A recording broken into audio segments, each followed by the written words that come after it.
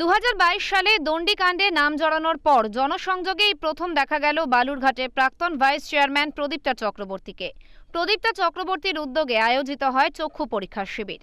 বিরোধীদের মতে চক্ষু পরীক্ষার শিবিরের মধ্যে দিয়ে ড্যামেজ কন্ট্রোলের চেষ্টা করছেন দণ্ডিকাণ্ডে মূল অভিযুক্ত প্রদীপ্তা। তবে এই অভিযোগ উড়িয়ে দিয়ে প্রদীপ্তা চক্রবর্তী বলেন, এই চক্ষু পরীক্ষার শিবিরের মাধ্যমে ড্যামেজ কন্ট্রোলের কোনো ব্যাপার নেই। সারা বছর ধরেই এই ধরনের কর্মসূচি আমি পালন করে থাকি। আমার ওয়ার্ডের মানুষের প্রতি আমার কর্তব্য রয়েছে, তাই এই কর্মসূচি। এই ড্যামেজ কন্ট্রোল শব্দটাকেই আমি অপোজ করছি, কারণ তৃণমূলের ড্যামেজ বলে কিছু হয় না। আর আমাদের মাননীয় মুখ্যমন্ত্রী, যার আদর্শে আমরা চলি, মাননীয় মুখ্যমন্ত্রী শ্রীমতী মমতা বন্দ্যোপাধ্যায় এবং আমাদের যুব সেনাপতি মাননীয় সাংসদ শ্রী অভিষেক বন্দ্যোপাধ্যায়, তার আদর্শে আমরা অনুপ্রাণিত এবং আমরা তাদের থেকেই দেখে শেখা আমাদের যে মানুষের সাথে থাকা, মানুষের পাশে থাকা। এটা নতুন কিছু না, আপনারা বিগত দিনেও দেখেছেন যে কাউন্সিলর হিসেবে মানুষের সাথে এবং পাশে থেকেছি, আজকের দিনেও সেই কর্তব্যটাই করছি।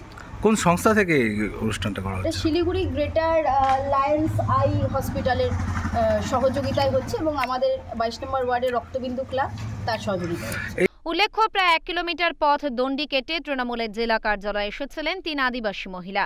এরপর এদের হাতে দলীয় পতাকা তুলে দেন প্রদীপ্তা চক্রবর্তী। কিন্তু কেন এভাবে যোগদান করতে হয়েছিল? অভিযোগ, তৃণমূল ছেড়ে বিজেপিতে যোগ দিয়েছিলেন ওই 3 মহিলা। সেই কারণেই নাকি এভাবে প্রায়শ্চিত্ত করতে হয়েছিল ওই 3 মহিলাকে। এই কাণ্ডে তৃণমূল নেত্রী প্রদীপ্তা চক্রবর্তীর ভূমিকা গুরুত্বপূর্ণ ছিল বলেও অভিযোগ উঠেছিল। সেই ছবি ভাইরাল হয়েছিল সোশ্যাল মিডিয়ায়।